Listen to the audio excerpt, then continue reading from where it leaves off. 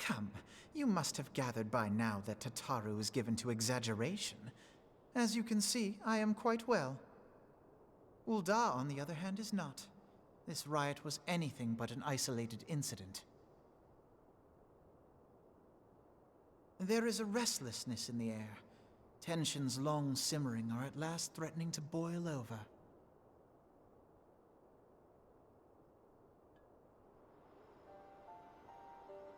Ul'dah is a nation infamous for the great disparity between the wealthy and the poor. The majority of the populace accepts this state of affairs because they believe that every man bears responsibility for his own lot in life. To an Ul'dan, money is the foremost, and some would say the only measure of a man's worth. Small wonder that the wealthiest wield the greatest influence. So where do the refugees fit into this social hierarchy? What place is there for those who fled Alamigo and the destruction of the Calamity? Plainly, there is none. They have no wealth, no power, and no worth. To the Ul'dan way of thinking, they may as well not exist.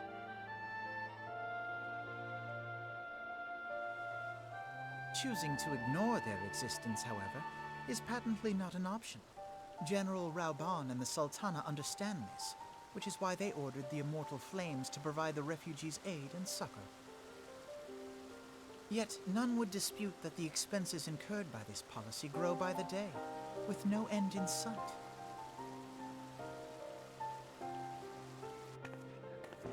This has prompted more and more Ul'dans to question their obligation to aid these worthless wanderers. While more and more refugees have come to resent their treatment at the hands of the sneering citizenry.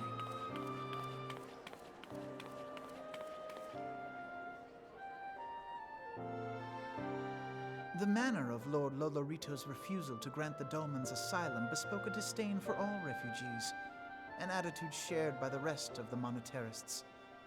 And you may be sure they make no effort to conceal their opinions. It was only a matter of time before the refugees united in protest, nor is it any surprise that some among them would ultimately resort to violence.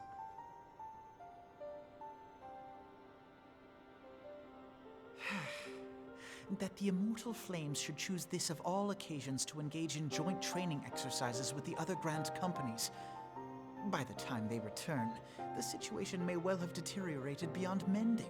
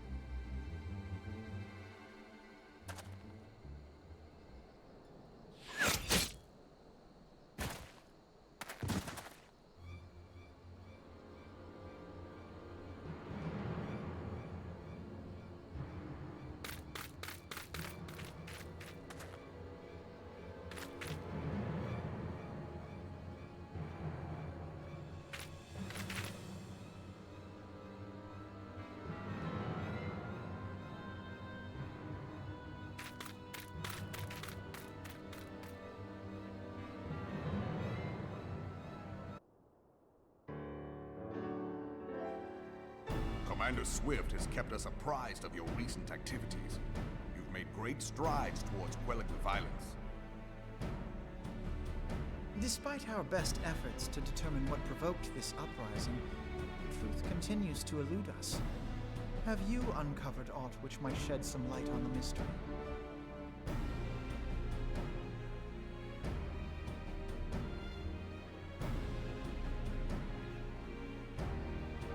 This information does not leave this room. The Syndicate's decision to reject the Doman refugees' appeal for asylum had lasting repercussions. A number of those displaced by the Calamity claimed it was proof of a policy of discrimination.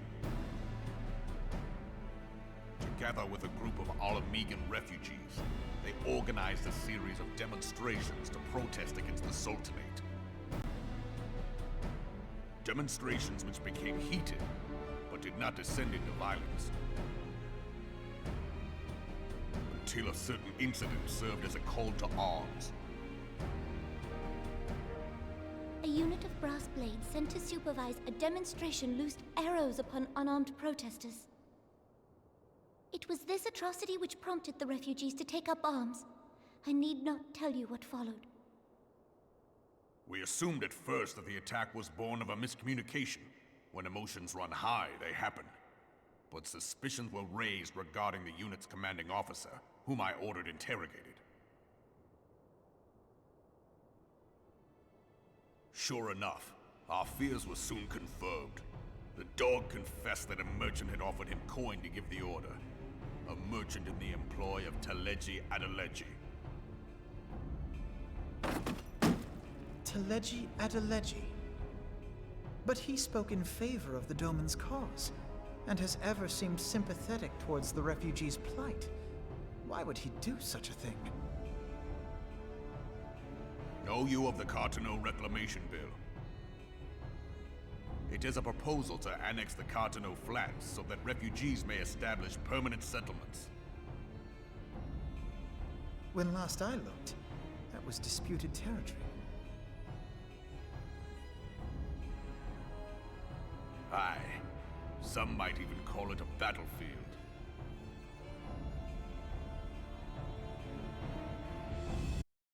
The destruction wrought by Bahamut was greatest at the Cartano Flats. That much is common knowledge. What is less well known is that his rampage laid bare ancient Allagan ruins, of which no record existed. There are certain differences of opinion as to how these ruins should be handled, which is why each nation maintains a military presence in the region to this day. Yet differ though we may, we are still allies. Therefore, in the interest of preserving the Eorzean alliance, we have reached an agreement. Any conflict which may arise during the course of military exercises in the region shall have no bearing on relations between our nations. In full knowledge of this delicate state of affairs, Teleji Adeleji proposed the Cartano Reclamation Bill. A shameless bloody ruse which stands to benefit him in but one conceivable way. If successful, he will gain control over the disputed territory under the guise of assisting in the resettlement effort. And you can be sure he'll build an orphanage next to every Allagan ruin.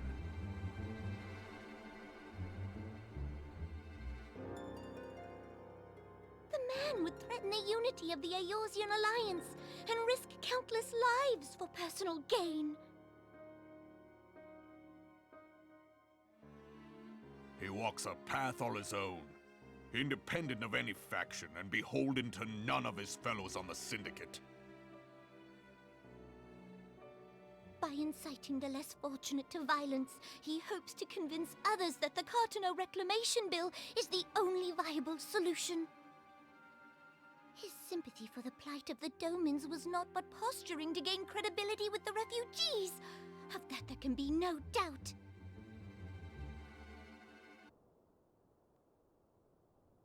Forgive me, but what could possibly motivate Teleji Adeleji to go to such lengths?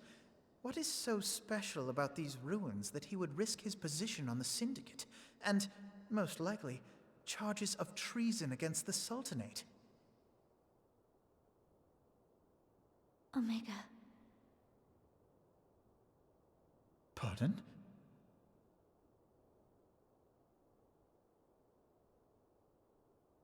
An Oligon monstrosity, not unlike the Ultima weapon. Mayhap larger, we know not. It has yet to be fully excavated. Oligon inscriptions indicate that it was created to fell Bahamut himself. If accurate, it might explain why Nail Van Darnus chose to bring the Red Moon down upon the Cotonou Flats. Given the ends he went to ensure Eorzea's annihilation, destroying the one weapon which could stay the Elder Primal may well have seemed like good sense. When first I bore witness to the power of the Ultima weapon, I doubted the evidence of my senses. And now you tell me there is another such weapon, one which could contend with Bahamut. Bahamut! Aye, we were skeptical ourselves. Truth be told, until the Ultima weapon's existence came to light, we thought the inscription had been mistranslated. At present, Omega is more akin to a fossil than a tool of war, having long since ceased to function. As such, its true potential cannot accurately be gauged. However, if someone were to restore it, as the Garleans did the Ultima weapon, I have little doubt that he would wield untold power. Power enough to subjugate Uldar like as not, and the rest of Eorzea besides, which is doubtless why Teleji Adeleji yearns to have it. That he should aspire to world domination. He who has ever walked 2 paces behind Lord Lolorito in matters of commerce. 'Tis in acknowledgement of his own limitations that he seeks this power. Woe betide us all should we allow him to have it.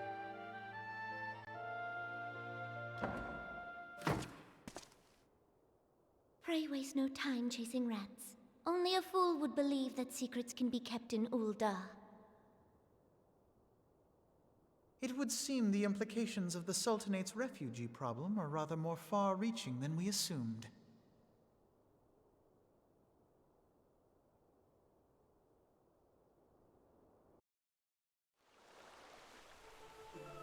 Scions of the 7th Dawn, on behalf of the people of Gridania, I bid you welcome. Your presence is of great comfort to us all in these days of uncertainty. I summoned you here to share tidings of a most urgent nature. But a short while ago, the great elemental spoke, and his voice was clarion in its intensity. Ramuh is returned unto the forest. Scarce had his words ceased to echo in mine ears when we were visited by an emissary from Little Solace.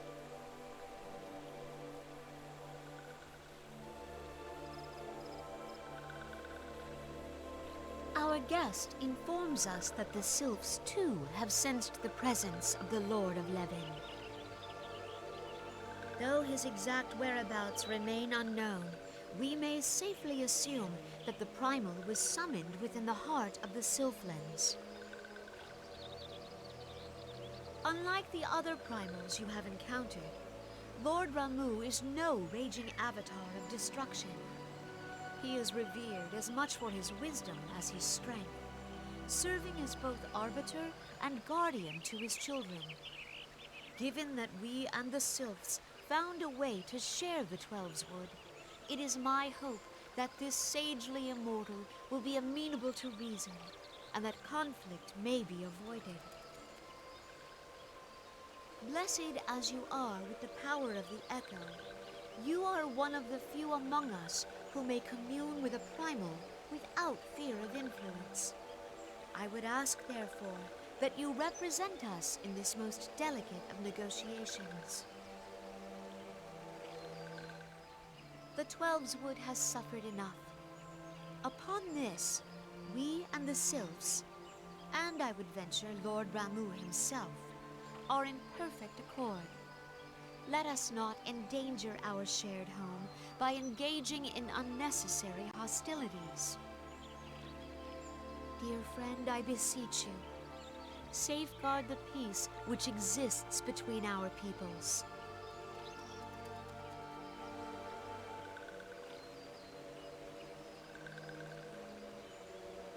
You have my thanks.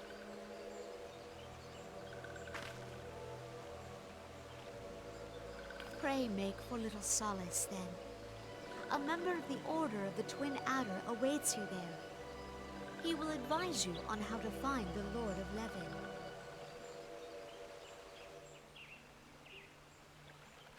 An ill wind blows through the forest. Yet, it is not only the Twelves Wood that flinches at its coming. All the lands of Eorzea shiver in dread anticipation. Have care.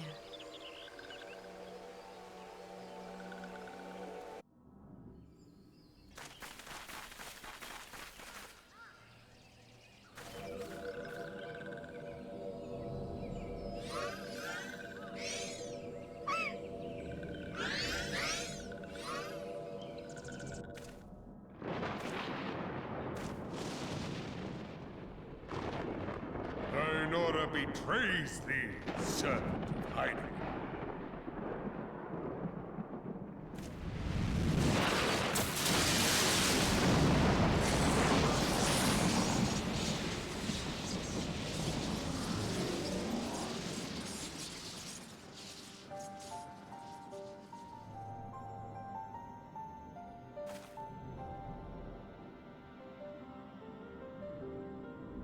Thou art the bringer of light, bane of Ifrit, Titan, Garuda, and Leviathan.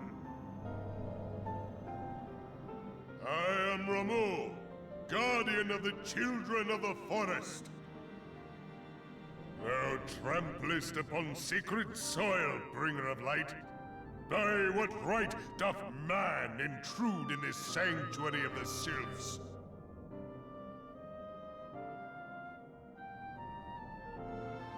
Redanians proffer peace? Their words are born of delusion, thine offer an insult.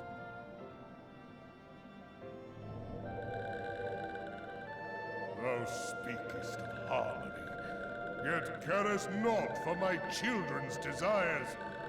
They did but wish to dwell beneath these boughs in solitude. Yet even that was too much to ask of man. Thus did they turn to me for succor. The sentence I pronounce upon thy kind is just. Redanian or Garlean, it matters not. The good intent of one excuseth not the misdeeds of the other. Thy conflicts have brought naught but anguish and misery unto the forest. All blame doth lie with the darkness that resideth in the breast of man.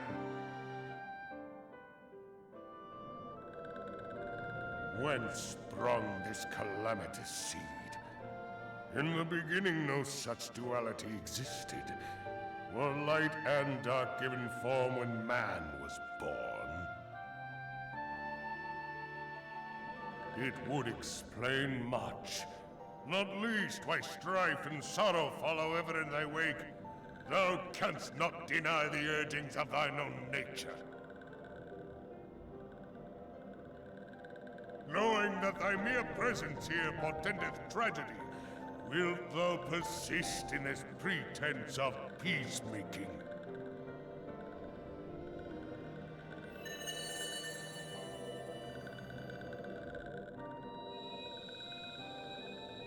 Thou bearest the crystal which I bestowed upon my wayward charges. But they should entrust so precious a gift to thee.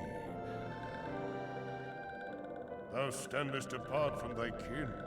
Thou art the bringer of light, aye.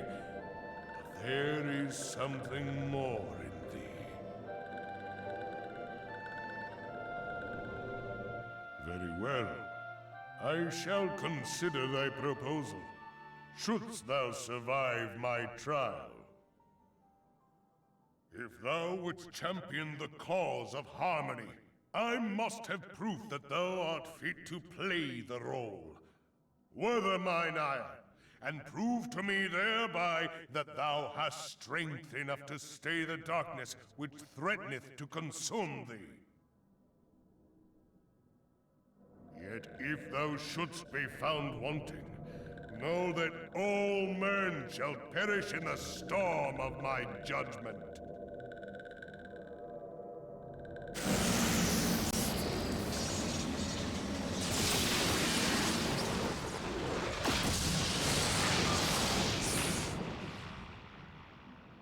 Come to me, bringer of light. I shall await thee on the field of battle.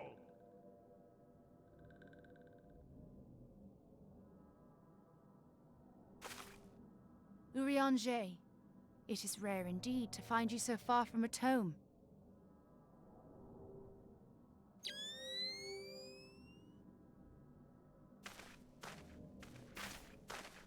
The Lord of Levin himself.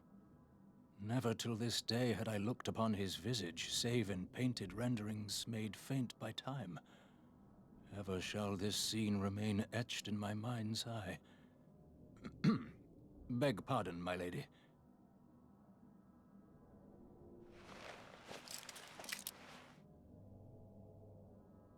I must beg thine aid on a point of research.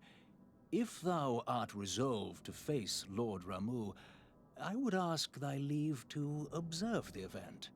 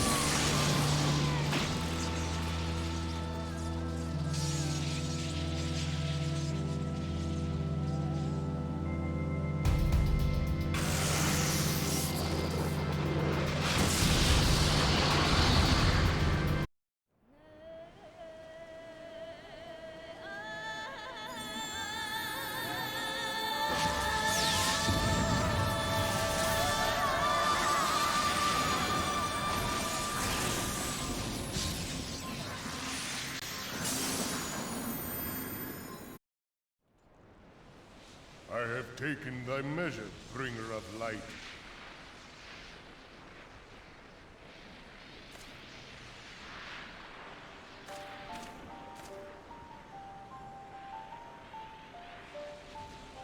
And I judge thee a worthy champion. The task of excising the sin that hath taken root in man's heart is thine. Shrink not from employing thy strength in service to the forest and the wider realm beyond.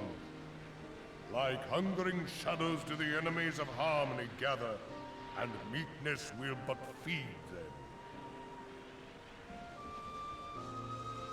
If man is to be delivered from the dark, it shall be by thy guiding light alone. Stray not from the path, for if thou dost, thy people shall be truly lost.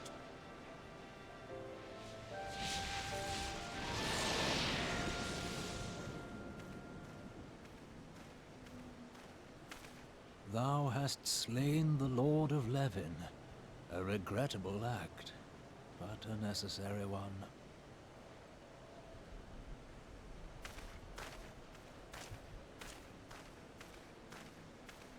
In witnessing thy struggle, a truth hath been revealed unto me.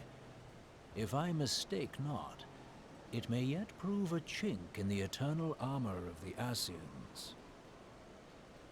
But let us conclude our present business. I shall expound upon my findings at the Rising Stones anon.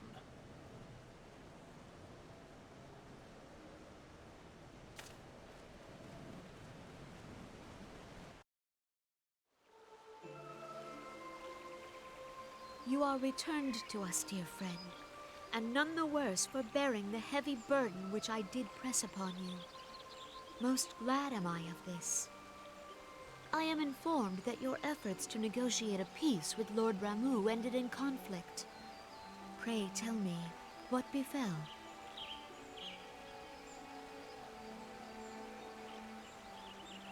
Ramuh made trial of you? I fear there is truth to his claim. It is the darkness within us that attracts the darkness without.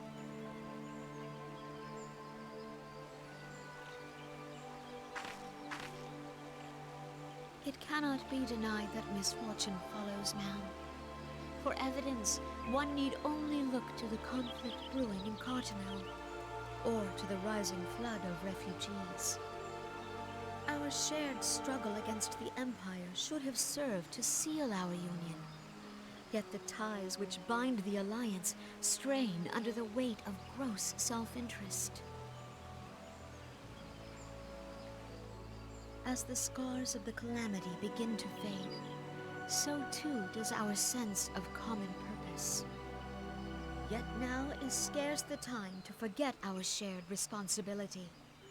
If this new-sprung realm is to survive beyond its infancy, it must needs be nurtured by all. Eorzea must be as one. Yet I fear that dream is still far off.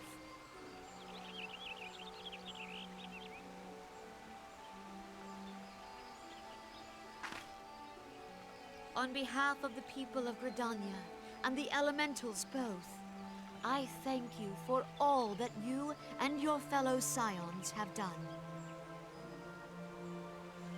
Full oft have I been compelled to look to you for aid of late, and offered all too little in return. As leader of this nation, I shall endeavor to prove a more worthy ally to your cause henceforth.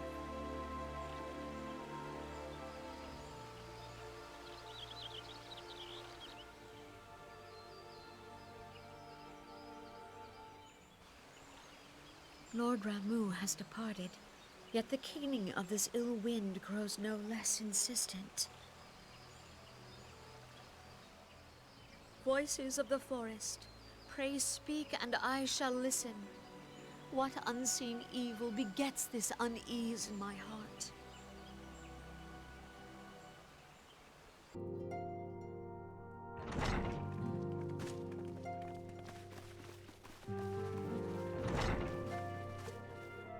If everyone is ready, let us begin.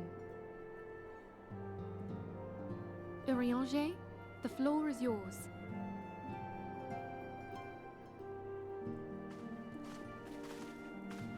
As all here assembled now know, in its final hours as our Order's headquarters, the waking sands did play host to a most unexpected visitor. I speak of the Ascian clad in white, Elidibus. Unwelcome though his presence was, his words that day did serve to confirm a truth long suspected, that the Ascians are eternal beings, to whom physical destruction is as a temporary inconvenience. In the intervening time, Eorzea and I have striven to discover a means by which the Ascians might more permanently be slain. And 'tis my belief that we have found the thread that will allow us to unravel the twisted skein of their existence. In the moments prior to Leviathan's most recent manifestation, the Sahagin elder who summoned him was observed to undergo some manner of ascension. The etheric readings taken by Y'shtola at the time of this transfiguration have proven most enlightening. The disruption to the flow of ether was sudden and dramatic. So tangible was the agitation, I scarce had need of my goggles. The significance of Y'shtola's readings might better be understood in the context of mine own, taken at the instant of the Lord of Levin's demise. Unlike the Primal, the Sahagin was not subject to etheric dissipation. Before discussing our new discoveries, it may benefit us all to recall what we know of etheric behavior.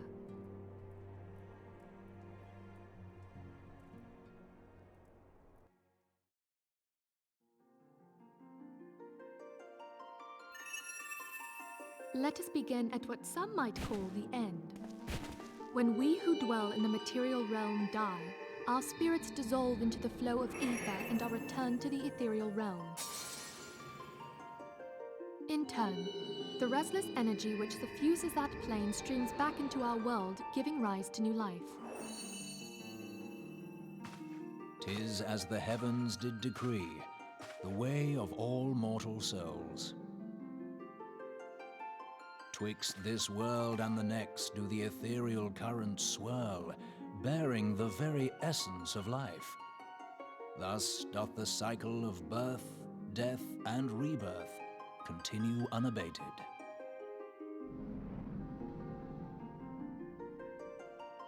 Primals behave somewhat differently. In order to manifest and then maintain a physical presence in this realm, they must consume vast quantities of ether, most often in the form of crystals. Though they may seem to live, their flesh is but ether given shape.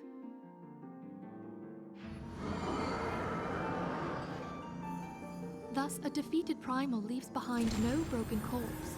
Rather, the essence of its form seeps back into the land whence it came, and the energy of its shattered spirit is called back to the ethereal realm. And there it waiteth, till next the prayers of the faithful do draw it forth from the sea of ether, to take their offering of crystals and make for itself a new body.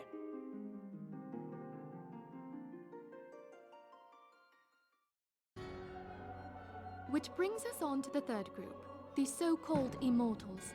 They exist in a manner all their own. Quite. Even as the Sahagin elder fell to the Admiral's musket shot, I witnessed the release of an ethereal cloud, which immediately took possession of a nearby minion. A soul that dissipateth not upon the death of the flesh. The secret of life everlasting, and in the claws of a Sahagin no less. But I wonder, what would happen to one of these obstinate spirits should there be no suitable host for it to claim? If mortal death entails a return to the ethereal realm, it seems doubtful that the soul of an immortal would venture there. Nay, it merely withdraweth the distance, unto the shore of the ethereal sea, perchance, but no further. Yes, it exists in neither this realm nor the next, abiding instead in the space that lies between them. The Ascians took control of Thancred by means of a crystal of darkness, an artifact which, if our theories are correct, serves as a gateway to the place I have just described. I was hoping people had forgotten about that. I am sorry, my friend. For a mercy, the weary road of our research hath brought us unto an answer. The Sahagin ascended to an immortal state, but he did not possess a crystal of darkness through which to flee this realm. Thus was he consumed by Leviathan. If we could entrap the spirits of defeated Ascians in like manner, and thereby deny them resurrection,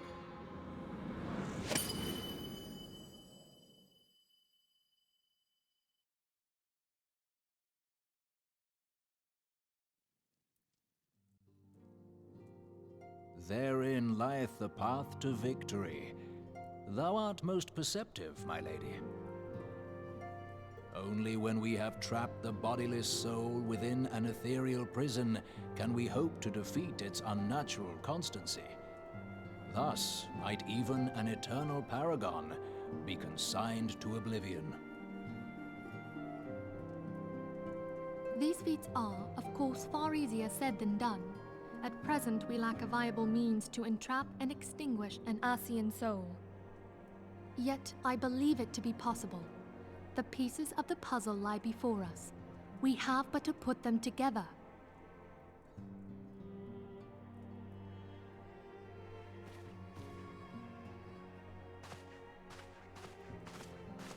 I will depart at once to convene with the sages of Sharlayan. Together shall we divine the steps by which our goals may be achieved. I have the utmost faith in you, Archon.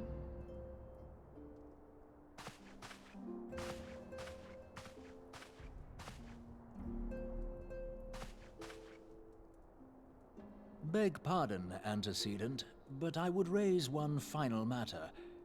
Even now, a Sharlayan survey party seeketh to ascertain the fate of the students of Baldessian. Their findings shall soon be known to us. Though you harbor feelings of dread, I bid you surrender not to sorrow, but abide instead in hopeful prayer. I shall, Archon. Thank you.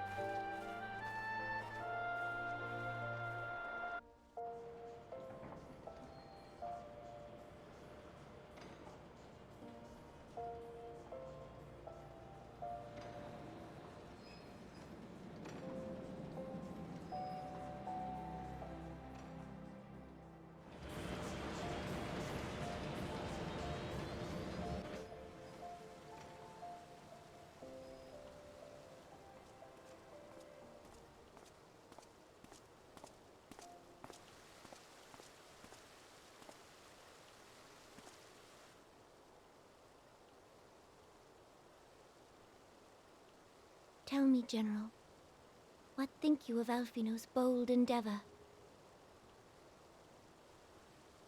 I think it is more than bold, Your Grace. His organization would pave the way for a united Eorzea. Well do I understand his impatience, since facing the common threat of the Ultima weapon, our nations have seemed farther apart, not closer together. Considering the many problems we face, should we not be glad that someone else is taking the initiative? We have all pledged our cooperation, yet the grumbling continues behind closed doors. Ul'dah is not alone in her duplicity.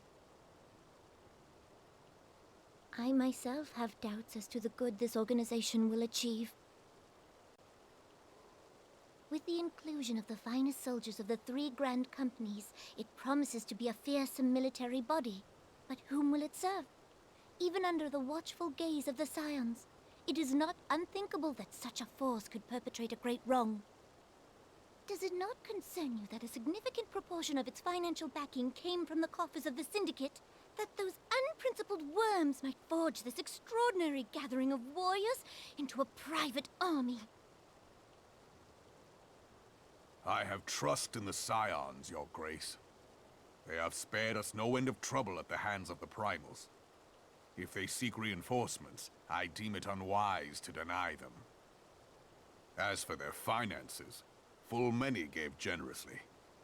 And though our nobles proffered a sizable sum, their coin did not spill from the pockets of Lolorito and his cronies. And what of the presence of our stalwart adventurer friend in this endeavor? I doubt the Warrior of Light would betray our cause.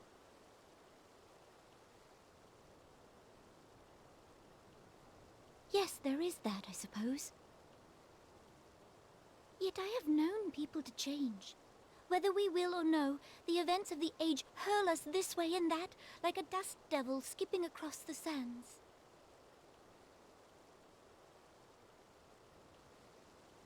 Cannot be done about Telechi?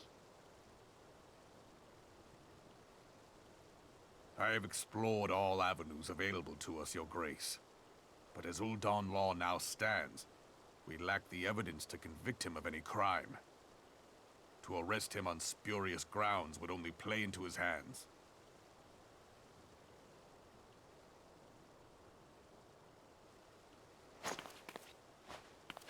He has all but committed treason, and yet we can do nothing?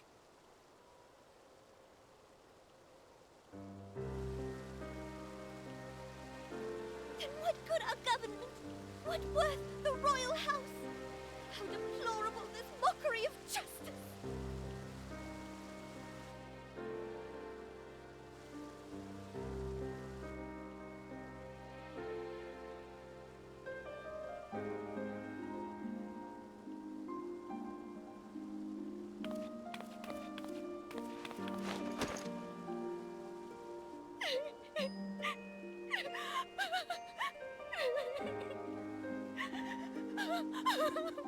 Have faith, Your Grace. It is not over.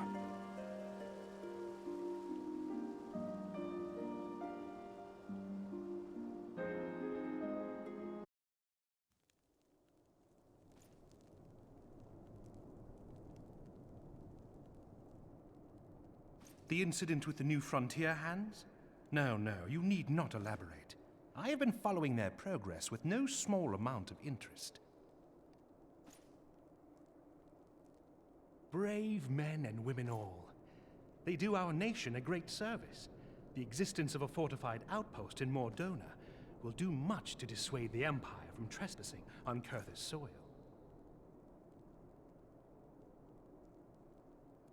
Right glad am I that you have chosen to lend your support to this endeavor. Never let it be said that House Fortom does not acknowledge the efforts of her allies, or her debts. 'Twas in the spirit of gratitude that I arranged for sundry supplies to be delivered to Revenant's Toll. That the shipment should chance to be waylaid by heretics is poor fortune indeed. Poor fortune, I say, yet not without precedent. If you would know the truth of it, these incorrigible villains grow more organized with each passing day. This new unity of purpose we attribute to their leader, the Lady Iceheart. But though I have devoted significant resources to the task of identifying this woman, we have yet to learn so much as her birth name. What we do know is that the heretics speak of Iceheart in reverent tones, and would gladly embrace death rather than betray her. Such loyalty is rare indeed, and I fear to imagine what so committed a collective might achieve. The brigands have not yet been so brazen as to risk direct confrontation here in Dragonhead. Some few of their number have, however, been sighted not far to the west of here, and with ever-increasing regularity. A visit to Whitebrim Front may bring you the answers you seek. Will you brave the snows, knowing what implacable foes may lie in wait? Halone's blessings be upon you! Though I take no pride in the admission, many of mine own countrymen are not so well suited as you adventurers to dealing with such foes. Were they dragons, it might be otherwise. But truly, I could not wish for a finer ally. You have done much for my house in the past, and I have no doubt but that I shall have cause to celebrate your deeds again ere long. Should you learn aught of value, pray return to me forthwith. A warm hearth and a warmer welcome shall be waiting for you.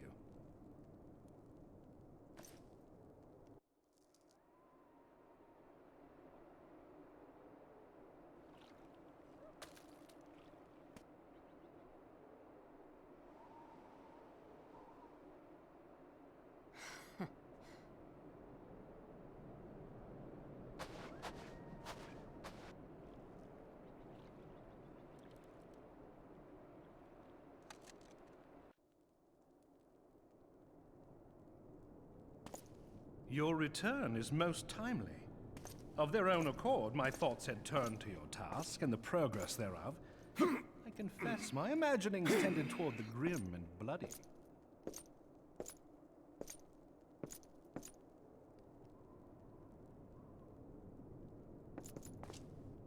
But you are here now, and I suspect such frivolous wonderings do little justice to the reality of your travails. Tell me, what did you learn of Iceheart?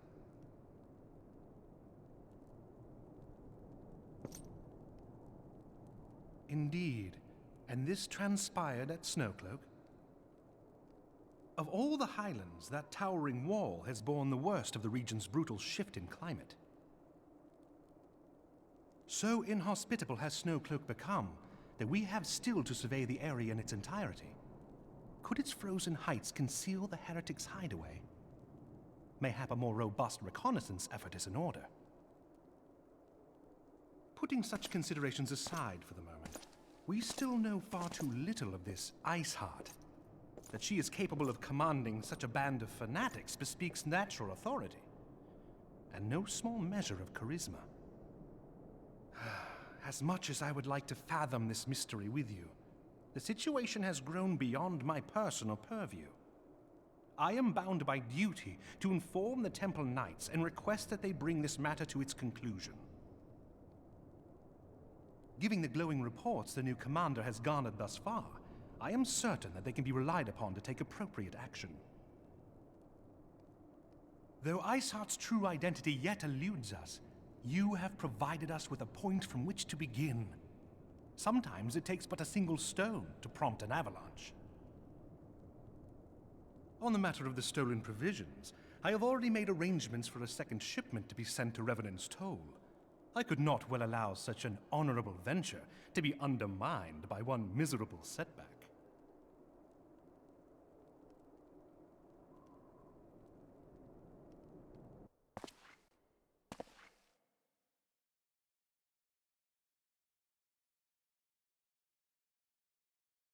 Comrades, your presence here this day signifies the momentous choice that each of you has made.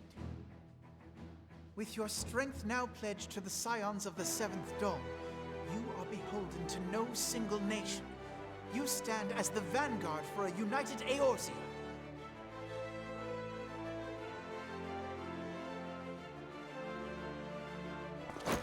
From this moment forth, I declare you Crystal Braves, let us mend this fractured realm and face our enemies as one.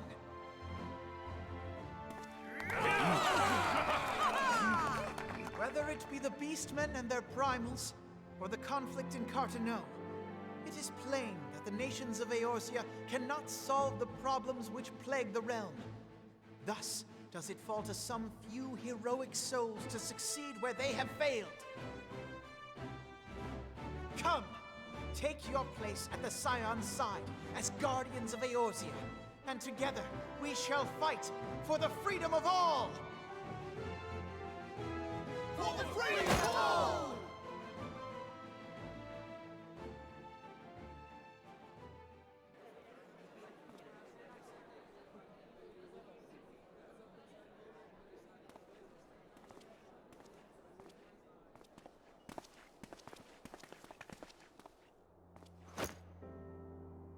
A rousing speech, Alphino. Or should I say, Crystal Brave Commander Levieux? Please, Antecedent. The title is honorary. I shall not be leading the troops into battle, as it were. We are of the same purpose. Let us join hands and do what must be done to save this land. The Scions stand ready.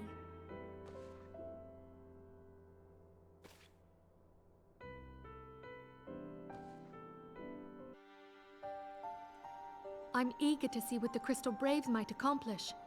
This shall prove an interesting time indeed for the Scions. Yes, I'm listening. So our worst fears are confirmed. The entire Isle. Such power defies comprehension. Truly? Kryl is alive? Thank the 12. I see.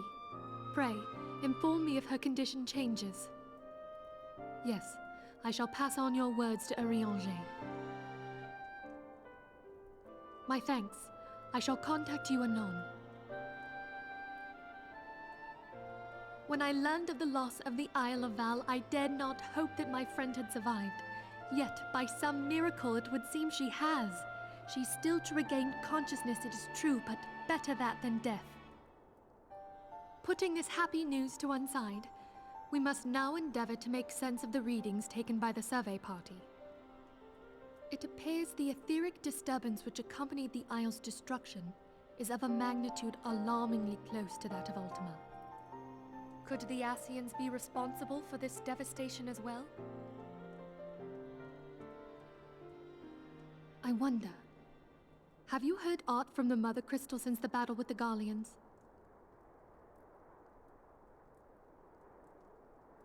Then she speaks to neither one of us.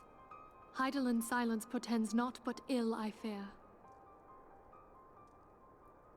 Louisoix, I pray you yet watch over us.